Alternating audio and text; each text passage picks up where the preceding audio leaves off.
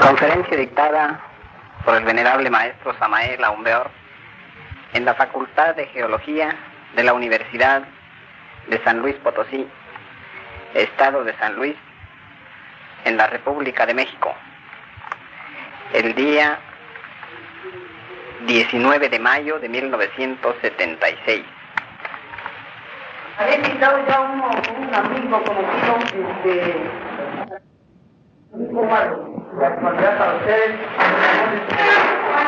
una cosa muy parecida, y una cosa más para ustedes jóvenes, pero me encontré con la sorpresa de este señor, mediano, menos que uno de los maestros más grandes de la América del Sur, del cual me parece que algo así como 5 millones de personas han seguido su camino, han oído sus palabras y han quedado maravillados con los conceptos. Vamos a escuchar nosotros a este gran maestro que viene con una doctrina muy de época y de mucha trascendencia para nosotros. Con ustedes el maestro Samael Aumbeor.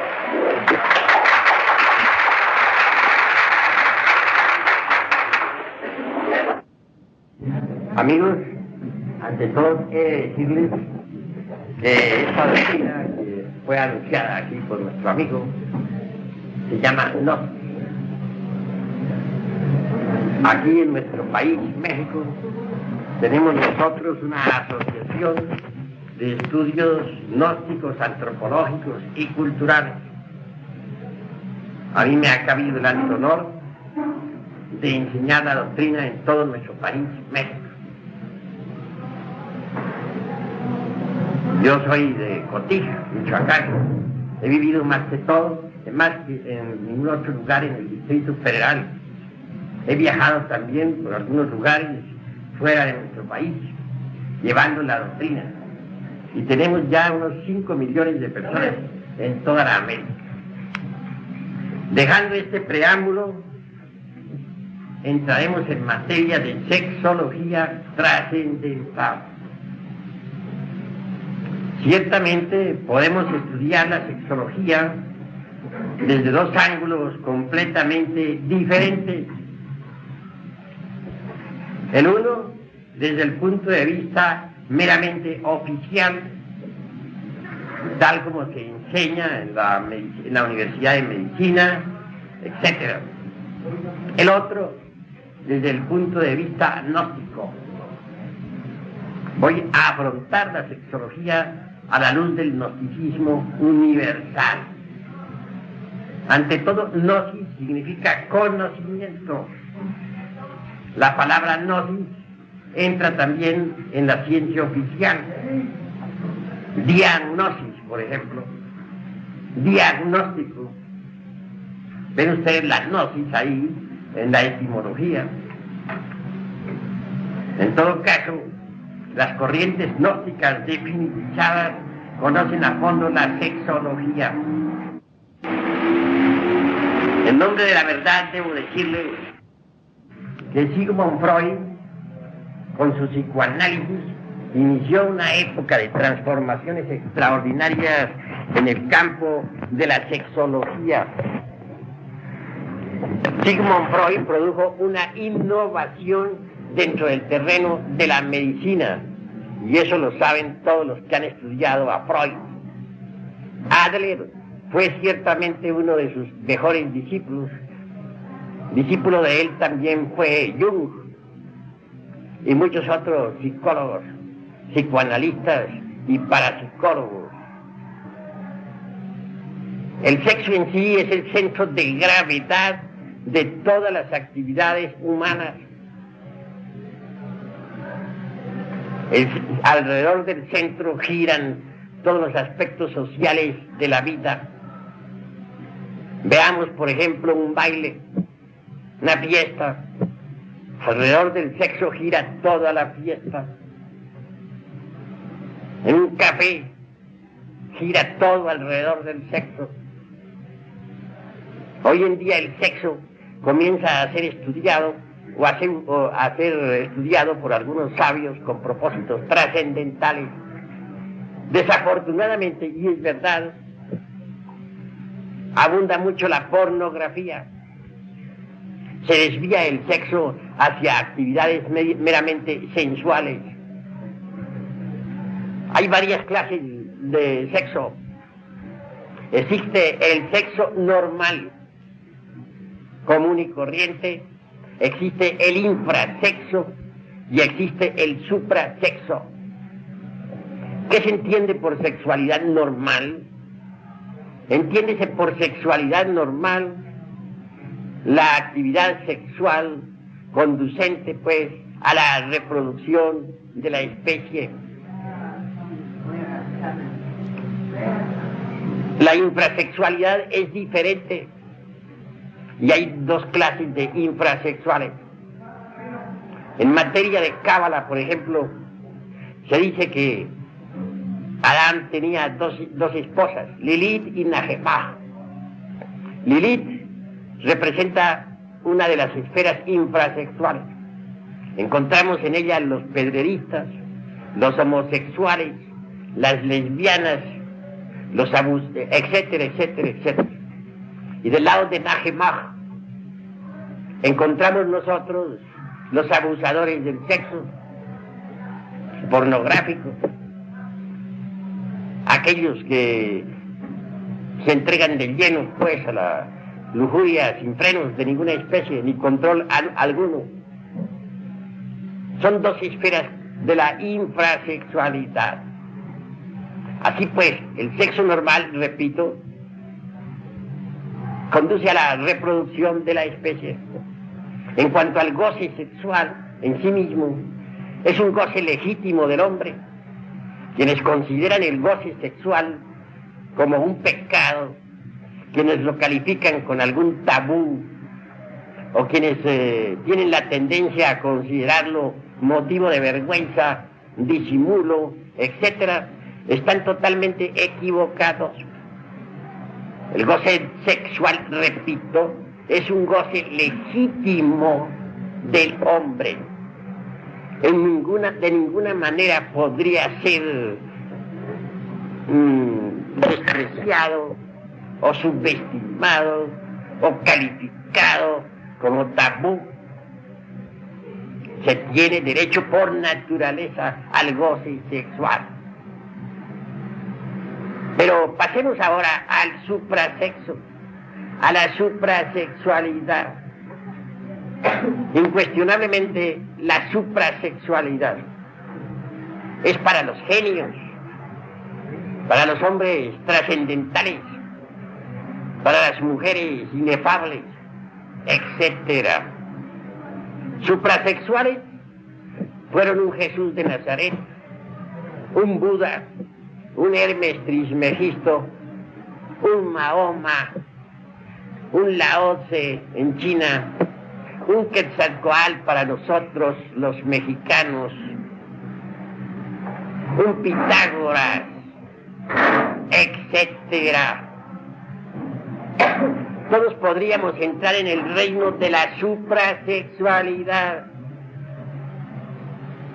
Empero, digo, para entrar en el reino de lo suprasexual, en la esfera de la suprasexualidad, se requiere primero que todo el sexo normal. El infrasexual, por ejemplo, lesbianas, homosexuales, pedreristas, masturbadores, no está preparado para entrar en el reino de la suprasexualidad. El infrasexual debe primero que todo, si es que quiere regenerarse, empezar por lograr la sexualidad normal. Una vez lograda, se puede de lleno entrar en el camino de lo suprasexual. Es difícil para los homosexuales y para las lesbianas que pertenecen a la esfera de lo infrasexual la regeneración. Hace poco vino a visitarme un sujeto homosexual venía de su país, Honduras. Tal hombre posee una cultura intelectual bastante amplia. Se entusiasmó mucho por las ideas revolucionarias de la sexología, tales como las preconiza el gnosticismo universal. Y hablándome con franqueza me contó su trágica historia de homosexual. Sin embargo, me manifestó el deseo de regenerarse, de entrar en el terreno de la sexualidad normal y después, posteriormente, meterse por el camino suprasexual. Amigo, le dije, no le queda a usted más remedio que adquirir la sexualidad normal. Usted es un afeminado, pues habrá de empezar primero por conseguirse una mujer. Consígase la mujer primero que todo. Cásese, regenérese, adquiera la sexualidad normal, vuélvase un hombre normal. Y el día que usted sea un hombre normal, el día que le gusten las hembras de verdad, entonces estará preparado para entrar en el terreno de la suprasexualidad. Antes no es posible. Hoy por hoy, usted va por el camino de la degeneración. Usted es un degenerado. Bueno, no se ofendió el hombre, francamente. Yo tenía la razón. Dijo que se iba a conseguir una mujer, que se iba a casar, que iba verdaderamente a tratar de volverse sexo normal, porque él deseaba algún día entrar en las esferas trascendentales de lo suprasexual. Ojalá que el amigo se regenere. Ojalá. En otra ocasión vino a mí una lesbiana. Me dijo que quería que le aconsejara, que francamente a ella le encantaban las mismas mujeres, que estaba en un problema gravísimo, que ella gastaba mucho dinero en cierta dama que había por ahí, pero que esa dama pues le estaba poniendo cuernos, como decimos. Lo cierto es que andaba la dama de sus anhelos por la calle con otras damas, claro, la provocaba a celos. Y sufría aquella lesbiana como si fuera un hombre. Exactamente, lloraba y suplicaba y me pedía consejos como si fuera un hombre. Entre paréntesis, era una vieja horrible. No se lo niego a ustedes. Yo no pude menos que mirarla con un terrible asco. Bueno, le di unos cuantos consejos. Le dije que lo mejor era que se regenerara, que se consiguiera un hombre, que entrara por el camino de la sexualidad normal, etc. No sé si aquella pobre vieja se habrá pues regenerado. No parecía tener muchas ganas de regenerarse, pues estaba demasiado celosa por su dama, celosa con otras damas que acompañaban a su dama. Parecía todo un macho, ni más ni menos. Vean ustedes qué horrible es el camino de la degeneración, el camino infrasexual. Pero no solamente son infrasexuales, en verdad, las lesbianas, los homosexuales, los masturbadores o periodistas. No, infrasexuales son también los abusadores del sexo. Esos que hoy tienen, que a cada instante, a cada segundo están cambiando de dama. Esos que copulan hasta 10 y 15 veces diarias. Que los hay, yo los conozco. Sujetos así. Indudablemente esos son degenerados también, infrasexuales, aunque se creen muy machos. Pero de machos lo que tienen es que están degenerados. Entremos ahora en el camino pues de la sexualidad normal. La sexualidad normal en sí es hermosa. Se une el hombre a su mujer, se aman, reproducen su especie, viven una vida mesurada, etcétera. Viven, eso sí, de acuerdo con los intereses de la naturaleza, de acuerdo con la economía de la naturaleza. Cada uno de nosotros es una maquinita, y eso no lo podemos negar. Rescata determinados tipos y subtipos de energía cósmica. Cada maquinita, es decir, cada uno de nosotros, después de captar esos tipos de energía cósmica o universal, las transforma tales energías automáticamente, subconscientemente, y las retransmite a las capas anteriores de la Tierra. Así que la Tierra es un organismo vivo, un organismo que vive de nosotros. No quiero decirles a ustedes que las plantas no cumplan igual función. Es claro que cada planta, según su especie, capta tales o cuales tipos de vibración cósmica que luego transforma y retransmite a las capas anteriores de la Tierra. En cuanto a los organismos de los animales, sucede lo mismo. Ellos captan tales o cuales tipos de energía que transforman y retransmiten a las capas anteriores del organismo planetario. Total, la Tierra es un organismo vivo. Nosotros nos reproducimos incesantemente con la sexualidad normal. Y eso es necesario para la economía de la naturaleza. Además, el goce sexual es un goce legítimo de hombre. No es un crimen, no es un delito como suponen muchos mojigatos, muchos mentecatos, muchos pietistas, etc. Pero hoy por hoy nosotros con nuestra sexualidad normal vivimos de acuerdo con los intereses económicos de la naturaleza. Otra cosa es la suprasexualidad. Esto es definitivo. Entrar en el terreno suprasexual es entrar ya en el camino de las transformaciones extraordinarias. Federico Nietzsche, en su obra Así hablaba Zaratustra, habla francamente del superhombre. Dice, ha llegado la hora del superhombre. El hombre no es más que un puente tendido entre el animal y el superhombre. Un peligroso paso en el camino, un peligroso mirar atrás, todo en él es peligroso. Ha llegado la hora del superhombre. Bueno, Hitler interpretó a Nietzsche a su modo. Durante la Segunda Guerra Mundial, hasta el más insignificante policía alemán era un superhombre. Nadie se sentía chiquito en la época de Hitler en Alemania. Todos eran superhombres. Parece que Hitler, aunque con muy buenas intenciones, no supo interpretar a Nietzsche. Yo creo en el superhombre, francamente, se los manifiesto a ustedes, pero me parece que Hitler erró el camino. Se puede llegar a la estatura del superhombre, mas eso solamente es posible mediante la transmutación de las energías sexuales, y esto pertenece al terreno de lo suprasexual. En todo caso, en el ser humano hay 5 centros fundamentales. Primero que todo, el intelectual, que es el que más utilizan todos ustedes para el estudio. Segundo, el emocional. Tercero, el motor, que es parte superior de la espina dorsal. En cuanto al emocional, lo tenemos en el corazón. Cuarto, el centro instintivo, que está en la base inferior de la espina dorsal. Y sexto, pues, propiamente dicho, el sexual. Repito, para que ustedes puedan grabar mejor.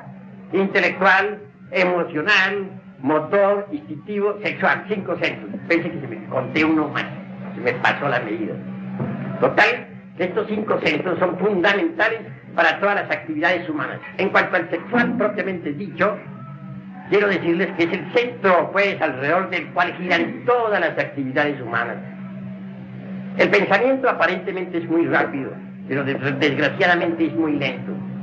Si ustedes van manejando un carro, por ejemplo, y de pronto en un momento de peligro se ponen a analizar si deben hacer esto o aquello, adelantarse o atrasar o retroceder, quebrar a la derecha, quebrar a la izquierda, pues vienen a chocar y a tener una catástrofe. El centro motor es más rápido. Uno cuando va manejando carro no tiene mucho tiempo para pensar. Actúa y velozmente y ya, y sale de paso. Pero si en ese momento el pensamiento nos trabara, pues chocaríamos. ¿Cuántas veces va uno manejando un automóvil y resulta que en un momento dado queda indeciso si hacia la derecha, si hacia la izquierda, y mientras tanto un fracaso? De manera que es muy lento el centro del pensamiento. Más rápido es el centro del movimiento, el centro motor. El emocional también es un centro rápido, pero no hay centro más rápido que el centro sexual. Uno como hombre ve una mujer y en milésimas de segundo sabe uno si se complementa con uno o no. Si exactamente está de acuerdo con la onda que uno lleva o no. Pero eso es cuestión de milésimas de segundo. Ustedes como jóvenes lo saben. Ustedes se encuentran frente a frente con una muchacha, pero instintivamente, instantáneamente saben si está de acuerdo con la onda de ustedes o no. Esto es rapidísimo. De manera que es un centro que permite registrar con actividad, con rapidez inaudita, pues, al otro polo. Es el centro más veloz que nosotros poseemos. Pero entremos en factores un poco más detenidos. Muchas veces un hombre vive feliz con su mujer, la quiere. Sin embargo, nota que algo le falta. Ciertamente puede suceder que con la mujer que uno no se sienta completo.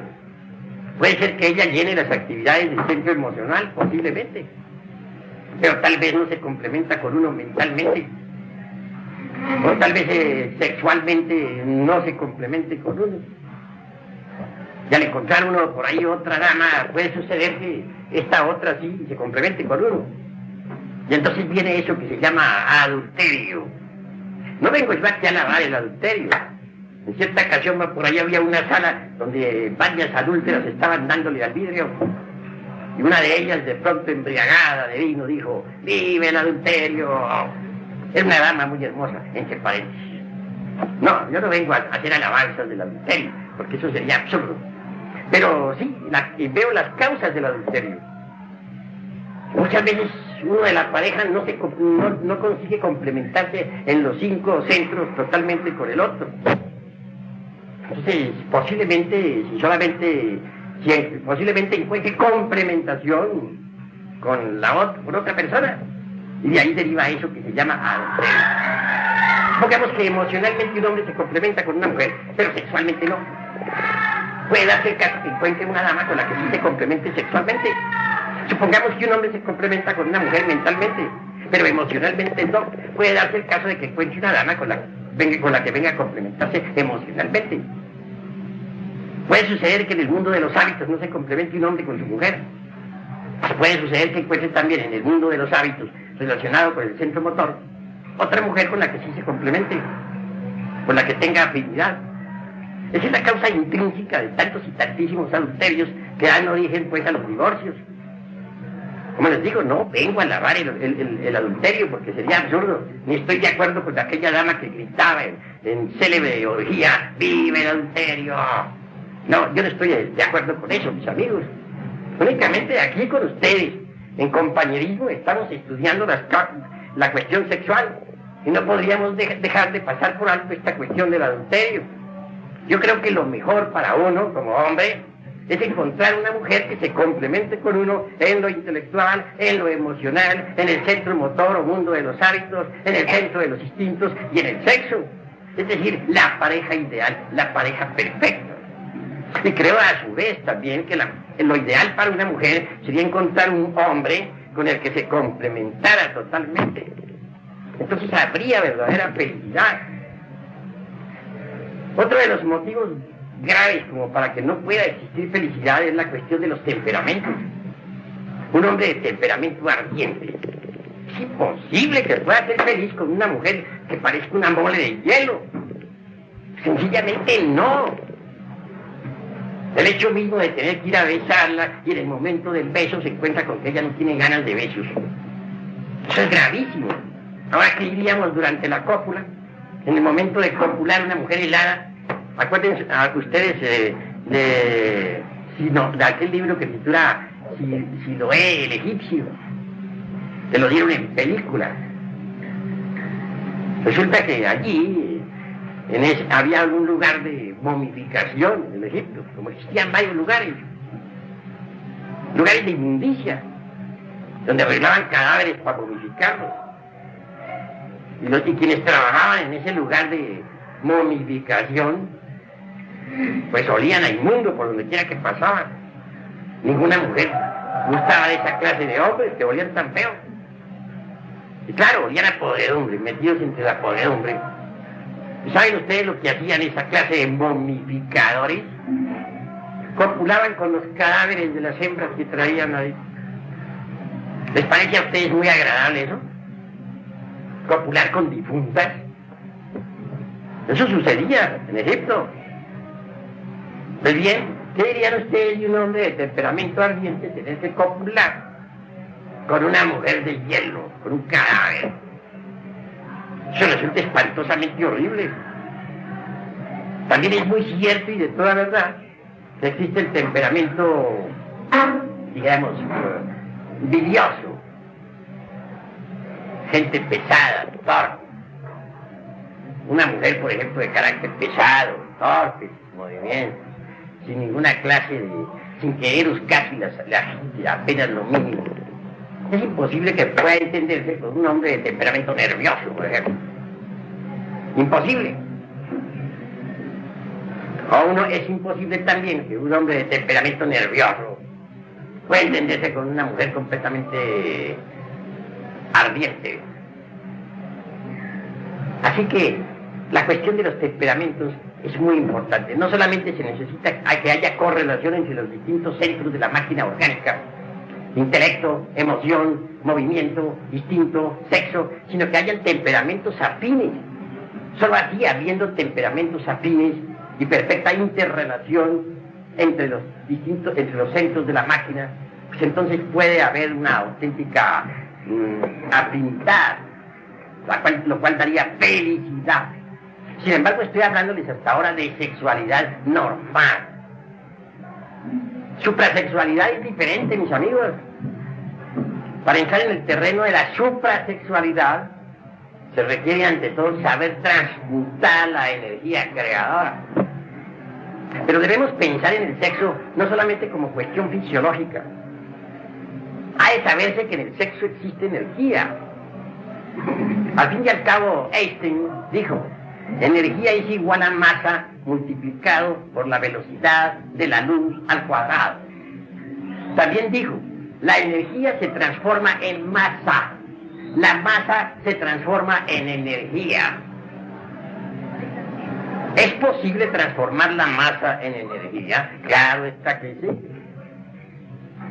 Ven ustedes un pozo de agua en el camino, en la carretera, por el calor del sol, se va evaporando esa agua, que por último se convierte en nube y en última síntesis en energía, en rayos y en truenos, en nubes, rayos, truenos. Todas las aguas de los mares, de los ríos se convierten en nubes y por último en rayos y en truenos, es decir, energía. Lo mismo sucede con el ens seminis. ¿Qué se entiende por ens seminis? La entidad del semen. Es decir, el esperma sagrado. Hoy se tiene la tendencia a considerar el esperma como simplemente una sustancia que secretan nuestras glándulas endocrinas sexuales. La palabra sagrado, acomodada al esperma, parece como fuera de onda. Sin embargo, si ustedes estudian cuidadosamente el psicoanálisis de Sigmund Freud, verán que él dice lo siguiente. Dice que las religiones, en última síntesis, dice, tienen origen sexual. Yo estoy de acuerdo con Freud en ese sentido. Si ustedes están de acuerdo, bien. Si no están, bien. Yo por mi parte sí estoy. Cuando uno mira las religiones de los indígenas, por ejemplo, las religiones de las distintas tribus de Indoamérica, o de África, o de Asia, puede, dijéramos, evidenciar en forma directa y por sí mismo de que todas esas religiones, en todos esos cultos, hay una mezcla de lo sexual con lo místico, es decir, de lo religioso con lo erótico. Uno se maravilla al ver en la India esa clase de templos o pagodas, dioses y diosas allí en posturas de tipo erótico, copulando. Y lo más interesante es que esas posturas son sagradas en la tierra de los Vedas. Y lo más interesante es que esas posturas son sagradas en la tierra de los Vedas. Están debidamente clasificadas. Y en una o en otra forma coadyuvan maravillosamente con Eros, en la erótica, a lo freudiano o a lo meramente, dijéramos, lujurioso, pero coadyuvan. Habían en Creta grandes procesiones, por ejemplo, en que las sacerdotisas iban con palos enormes de madera sagrada. Entonces el palo no era considerado de la forma vulgar como hoy lo hacemos, sino que se le rendía un verdadero culto. También se rendía culto al yoni, es decir, al órgano sexual femenino. No hay duda de que la danza aquella con la que se dice que Longino se dio el costado del Cristo no es sino una viva representación del funk. No hay duda también de que la copa, cáliz, o el santo grial, como dicen, por el cual pelearon todos los caballeros de la Edad Media cuando salieron para la Tierra Santa durante la época de las cruzadas eucarísticas, representa al yoni femenino, al eterno femenino. Por cierto que los caballeros de la Edad Media andaban buscando ese cáliz en que bebió Cristo la última cena, símbolo del yoni. Jamás lo encontraron, es obvio. Pero como recuerdo de aquella época y de la búsqueda del santo grial y de la pelea contra los moros, quedó la copa esta de las Olimpiadas, copa que se entrega a los vencedores en los Juegos Olímpicos. Tiene ese origen esa copa. Y no olviden que representa siempre al yoni, es decir, al órgano sexual femenino. Así pues, en el terreno de lo suprasexual, el cáliz y la lanza son sagrados. El esperma es sagrado, porque en el esperma está contenida nuestra propia personalidad. Los alquimistas medievales veían en el esperma al vitriolo. Por cierto que esa palabra se descompone así: visitar interior in interran, rectificatur invenias, occultum lapidum. Visita el interior de nuestra tierra, que rectificando encontrarás la piedra oculta. Pero ¿a qué piedra se referirían precisamente los alquimistas medievales? A la famosa piedra filosofal. Tal piedra hay que fabricarla, y no hay duda de que existen fórmulas para su fabricación. Yo creo en la piedra filosofal, pero hay que fabricarla. Mediante el esperma sagrado y sus transmutaciones es posible lograr la piedra filosofal. La transmutación de la libido sexual, convertir el esperma en energía, es posible cuando se conoce la clave. Lo importante es conocer la clave. Si con el enseminis podemos nosotros dar vida a un hijo, si con el enseminis podemos reproducir la especie, si con el enseminis podemos llenar de millones de seres humanos un mundo, es cierto y de toda verdad que con el enseminis, es decir, con la entidad del semen, podemos darnos vida a sí mismos y convertirnos en verdaderos superhombres en el sentido más completo de la palabra. Ahora bien, lo importante sería lograr la transmutación de la libido sexual. Mediante la transmutación logramos cerebrizar el semen y seminizar el cerebro. Se hace necesario seminizar el cerebro, señores, porque es muy sabido por los hombres de ciencia actual que no todas las áreas del cerebro actualmente están trabajando. Se sabe hoy en día en medicina de que solo una mínima parte de nuestro cerebro está actualmente ejerciendo sus funciones. Incuestionablemente tenemos muchas áreas, muchas partes del cerebro inactivas. Si con el poquito de cerebro que está activo hemos logrado crear cohetes atómicos que viajan a la luna, hemos logrado crear la bomba atómica con la que se destruyeron ciudades como Hiroshima y Nagasaki. Hemos conseguido nosotros aviones supersónicos que viajan a una velocidad extraordinaria. ¿Qué tal si nosotros regeneráramos el cerebro? Si pusiéramos en actividad todas las partes del cerebro, si la totalidad de la masa encefálica trabajara,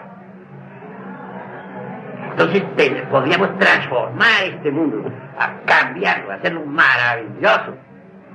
Pero hay que regenerarlo, hay que feminizarlo, cerebrizar el semen y feminizar el cerebro. He ahí la clave. Es posible feminizar el cerebro. Los grandes músicos de antaño, un Beethoven, por ejemplo, un Mozart, un Chopin o un Liszt, fueron hombres que tuvieron el cerebro muy feminizado. Hombres que dieron a su cerebro capacidades extraordinarias, que utilizaron el mayor porcentaje de las áreas cerebrales. Sin embargo, hoy en día la cosa es muy diferente. El cerebro humano se ha degenerado demasiado y no nos damos cuenta de ello. Si estamos en medio de una pachanga contentos, si estamos de acuerdo con la última onda, si estamos en pleno rock and roll, y de pronto alguien quita el disco y pone la 9ª sinfonía de Beethoven, ¿cómo se sentirían ustedes? ¿Estamos seguros de que ustedes continuarían en la pachanga? ¿Qué harían ustedes? Claro, ustedes no irían a insultar al señor de la casa, naturalmente no, pero muy decentemente se retirarían, ¿verdad? ¿Por qué? En la Edad Media, por ejemplo, cuando el cerebro todavía no se había degenerado tanto como ahora, la cosa era distinta, se bailaba al compás, pues puro ballet, al compás de la música clásica. En plena comida estaban los músicos haciendo vibrar las más deliciosas sinfonías. De moda estaba Beethoven y Mozart, Chopin y Liszt. Era en la Edad Media, señores. Pero ahora no estamos en la Edad Media. Que ahora nos salen con una música de esas. En plena pachanga sencillamente nos despedimos y goodbye, nos vamos. Claro. ¿Por qué? Porque nos aburrimos. ¿Y por qué nos aburrimos? Somos analíticos. Aquí estamos para analizar. Sencillamente porque el cerebro está degenerado. Ya hay ciertas áreas que ya no pueden apreciar la buena música. ¿Y por qué se ha degenerado el cerebro? Se ha degenerado sencillamente porque nosotros durante varios siglos hemos estado extrayendo de nuestro organismo la entidad del semen. No la hemos extraído únicamente para dar vida a nuevas criaturas, no. La hemos extraído porque nos ha gustado, es un gran placer. Eso es todo. Por eso nos hemos dado gusto en la lujuria, en lechos de placer, gozando a lo lindo. Pero el paganini ha sido el cerebro. Ese es el que ha tenido que pagar el pato. Ahora sucede que muchas áreas no están trabajando. Es posible sí regenerarlo, pero para regenerarlo hay que transmutar la entidad del semen, convertirla en energía. Solo así podríamos cerebrizar el semen. Lo que faltaría aquí en esta plática es decir, ¿cómo? Yo tendré mucho gusto en explicarles un artificio muy singular que los alquimistas medievales enseñaban a sus discípulos. El artificio que voy a enseñarles a ustedes también lo enseñaron hombres de ciencia modernos como Brown Schwab en Estados Unidos. Lo enseñó el doctor Kunheller, médico coronel de nuestro ejército glorioso mexicano. Lo enseñó también Jung, y lo enseñan las escuelas asiáticas del tantrismo oriental. No es una cosecha mía particular, yo la he aprendido de todos esos sabios y a su vez yo se la comunico a ustedes. No como un artículo de feo, como un dogma inquebrantable. No, si ustedes quieren aceptarlo, acéptenlo, si no quieren aceptarlo, no acepten. Muchas escuelas lo han aceptado, muchas escuelas lo han rechazado. Cada cual es libre de pensar como quiera. Yo únicamente les doy mi modesta opinión. El artificio consiste en eso. Conexión del lingam yoni. Lingam, ya saben ustedes cuál es el lingam, el palo. Yoni, ya saben que es el útero eterno femenino, el órgano sexual de la mujer. sin la eyaculación de la entidad del semen.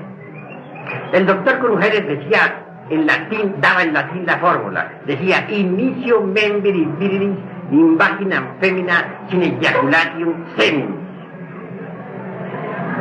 Algunos científicos modernos la han aceptado. Hubo la Sociedad Oneida en Estados Unidos experimentó con esa fórmula. En la Sociedad Oneida, vean ustedes lo que se hacía. Entraron unas 25 parejas, hombres y mujeres, a trabajar con el sexo. Durante cierto tiempo se les ordenaba copular, pero sin la eyaculación de la entidad del sexo. Luego se les sometía a estudios clínicos en los Estados Unidos. Se logró observar que la seminización completa del cerebro, el aumento de hormonas en la sangre, la mejora completa del organismo, la fortificación de la potencialidad sexual, etc. Y muchas enfermedades desaparecieron. Cuando se quería cuando los científicos resolvían que era necesario que hubiera hijos, daban entonces en la Sociedad Oneida también la libertad para que copularan con eyaculación seminal. Entonces se obtenían reproducciones.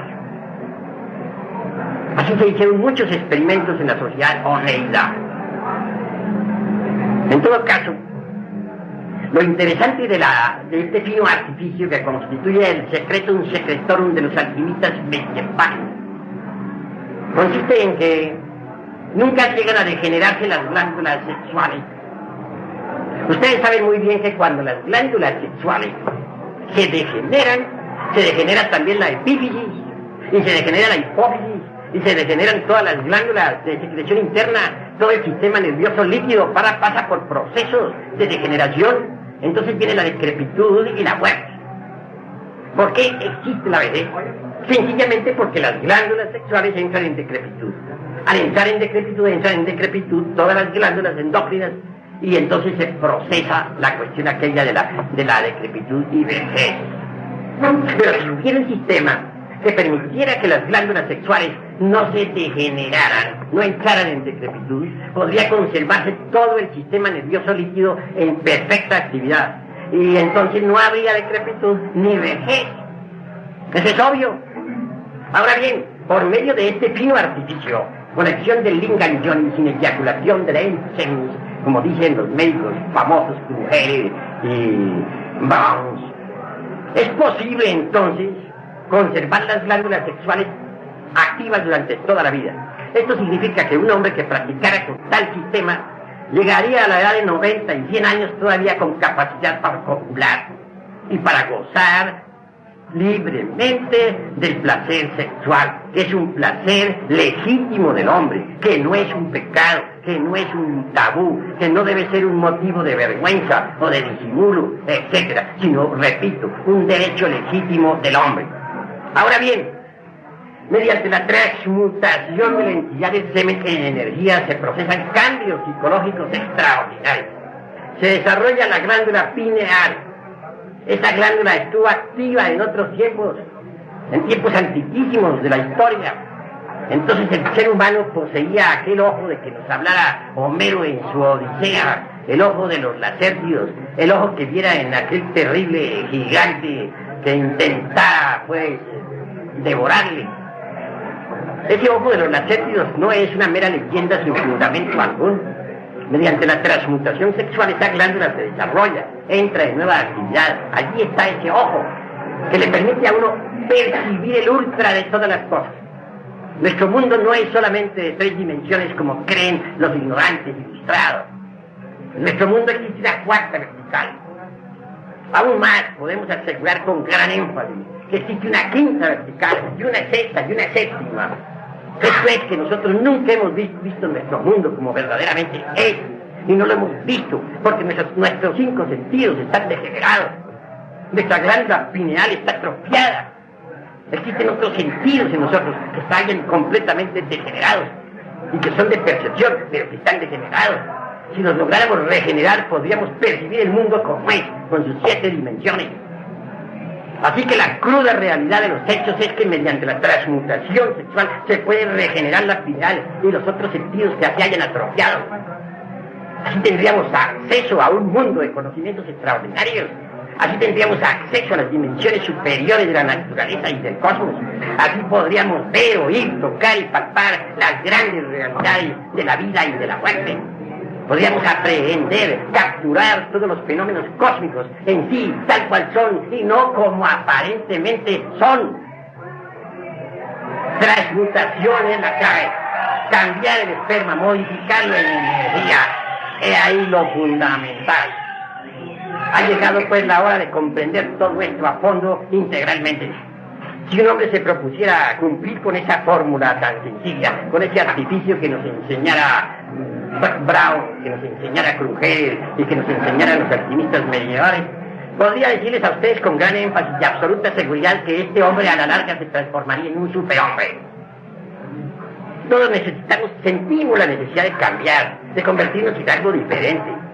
Esto es si no somos reaccionarios, porque el conservador y el retardatario no desea cambiar. Pero cuando uno es revolucionario de verdad, uno quiere ser distinto, uno quiere cambiar fundamentalmente, transformarse en algo distinto, convertirse en un superhombre, hacer de la doctrina de Nietzsche una realidad.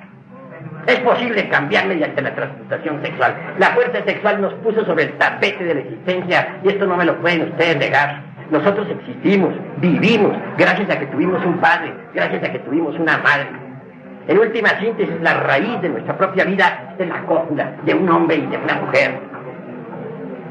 Ahora bien, si la fuerza sexual, si la energía del sexo tuvo poder para ponernos sobre el tapete de la existencia, es obvio que es la única que tiene autoridad de verdad para transformarnos radicalmente. En el mundo hay muchas ideologías, en el mundo hay muchas creencias y cada cual es libre de creer en lo que le dé la gana. Pero la única fuerza que tiene autoridad para transformarnos fue la que nos creó, la que nos puso sobre el tapete de la existencia. Me refiero en forma enfática a la fuerza sexual.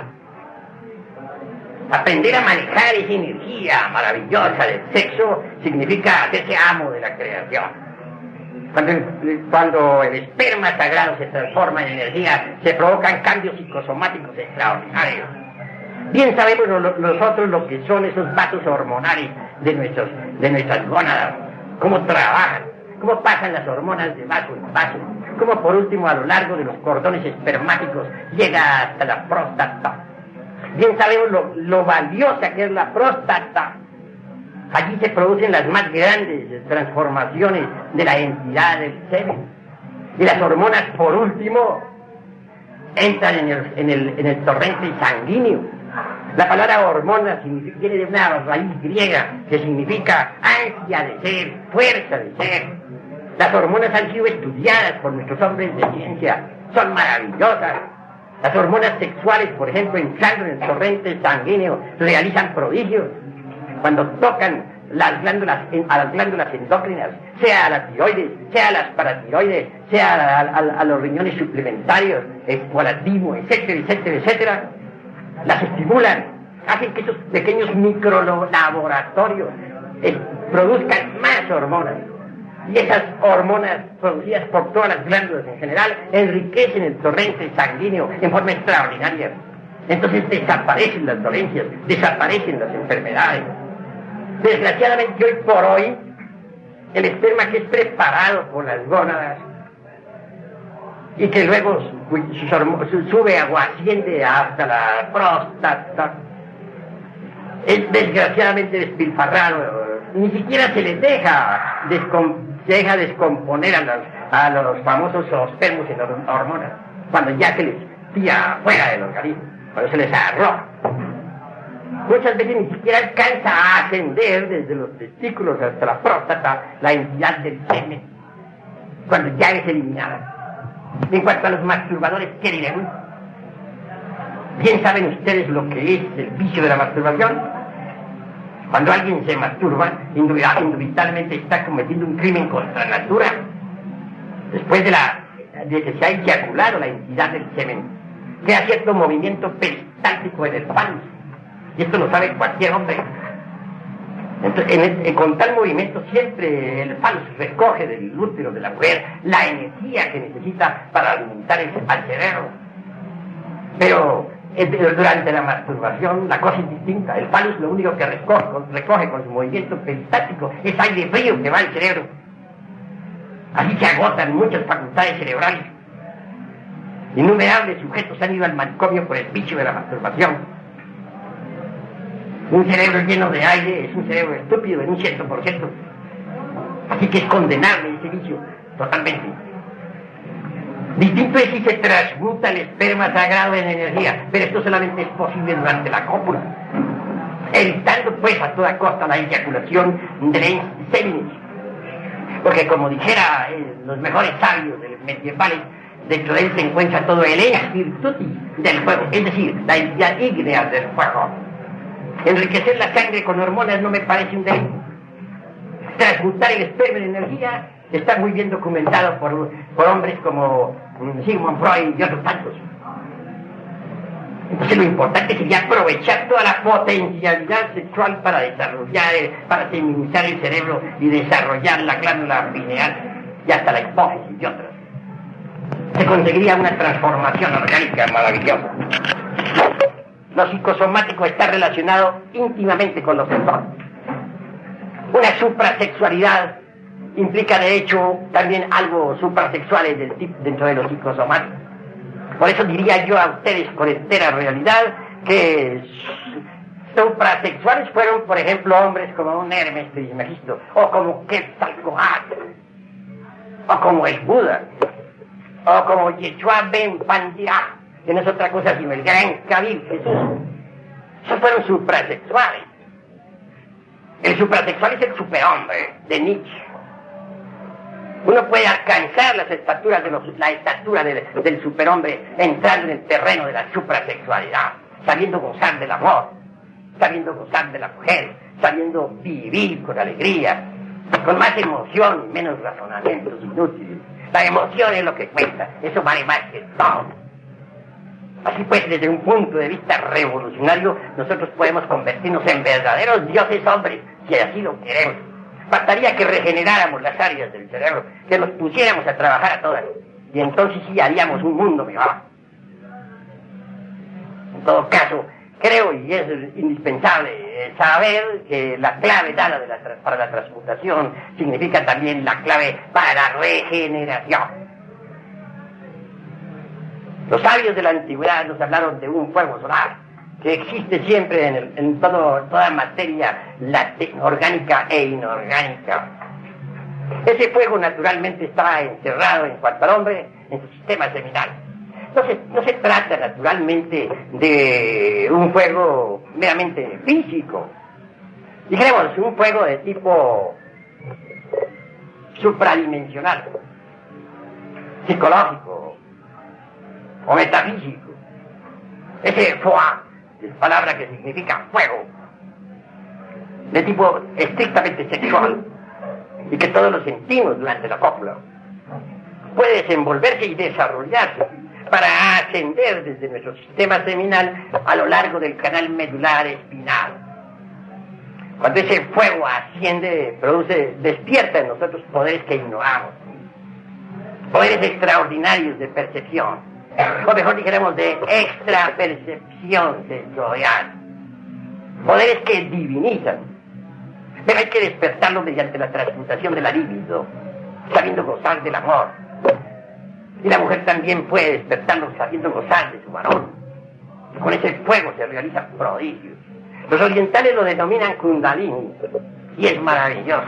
Nuestros antepasados mexicanos le denominaban la serpiente, porque decían ellos, tiene figura de serpiente sagrada, que sube a lo largo del canal medular espinal. En el oriente se habla de 7 centros que existen en la espina dorsal, 7 centros magnéticos, que podrían ser perfectamente estudiados con placas muy especiales, y también con agujas manchadas y otros sistemas de investigación. El primero está en el coxis. Cuando entra en su funcionalismo, nos confiere determinados poderes sobre el elemento tierra. El segundo está a la altura de la próstata, el cual nos confiere poderes sobre los elementos acuosos de nuestro organismo. El tercero a la altura del ombligo, el cual despertado nos permite manejar nuestro temperamento ardiente. y hasta actuar sobre el fuego universal. El cuarto está a la altura del corazón. Y es obvio que nos confiere ciertas facultades extraordinarias, como el de la telepatía, el de la intuición, y muchos otros. El quinto está a la altura de la glándula tiroides, que secreta el yodo biológico. Nos confiere cierto poder psíquico extraordinario, la llamada clariaudiencia, el poder para escuchar los sonidos del ultra. El sexto a la altura del entrecejo, que nos da el poder para poder percibir también las dimensiones superiores de la naturaleza y del cosmos. Y el séptimo a la altura de la glándula pineal, que nos da el poder para ver por sí mismos los misterios de la vida y de la muerte. Así pues, esas facultades están latentes en nuestro organismo y pueden ser despertadas con ese fuego extraordinario que los hindustanes llaman kundalini y que sube por el canal medular mediante la transmutación sexual. Pero para llegar a estas alturas se necesita trabajar con este secretum secretorum durante toda la vida. Quien de así proceda se transformará en superhombre y podrá penetrar en el anfiteatro de la ciencia cósmica.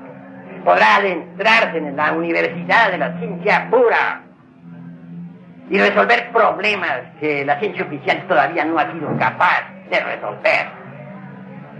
Hasta aquí mi plática de esta tarde, señores. Si ustedes, alguno de ustedes desea hacer preguntas, puede hacerla con la más entera libertad.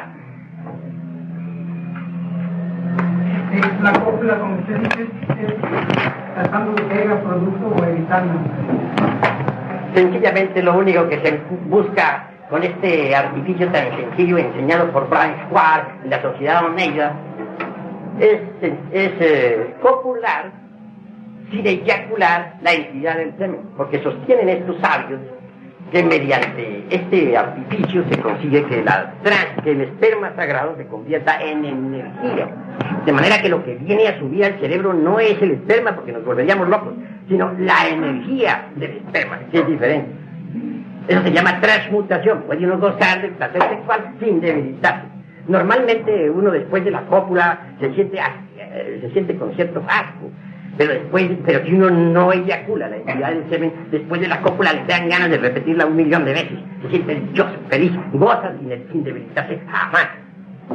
Eso está enseñando la Sociedad Oneida en los Estados Unidos. Eso enseñó también Jung. Eso enseñó Bram Schwartz. Y eso lo están enseñando los mejores sabios hoy en día en todos los rincones de la Tierra. Eso es todo. Ahora. La entidad del semen. Bueno, cuando se habla de la entidad del semen, nos referimos en forma concreta, exacta, al esperma sagrado, al semen en sí mismo. Solo que en lenguaje un poco más delicado se le dice la entidad del semen. Y aún mucho más delicado, como para que no se espante la gente, se dice el enseminis. Eso ya como para que no se espante. ¿Alguna otra pregunta? A los tipos que llamamos comúnmente masoquistas, ¿entre qué tipo de sexualidad podríamos clasificar? Pues el masoquista tiene cierta similitud con el sádico.